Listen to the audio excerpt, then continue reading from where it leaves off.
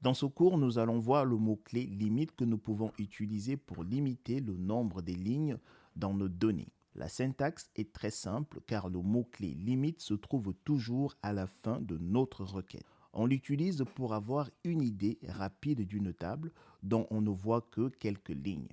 Cela sera exécuté très rapidement et nous aurons ainsi une idée rapide d'une table. Mais avant de regarder un exemple, voyons voir à quoi ressemble la syntaxe. Donc, on va donc écrire notre requête comme on le pratique jusqu'à maintenant.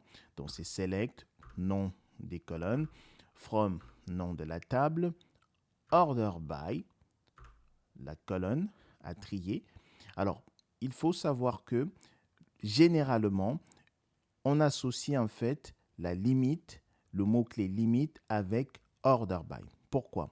Simplement parce que généralement, on veut en fait voir les trois premiers noms qui sont triés de manière alphabétique.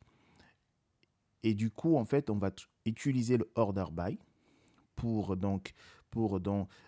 trier ces colonnes-là et limite pour retourner que les trois premiers noms. Raison pour laquelle on associe généralement order by avec limite. Donc, limite, le nombre des lignes. Voyons voir un exemple. Ici, on nous demande d'afficher les trois premiers prénoms et noms des clients en ordre alphabétique.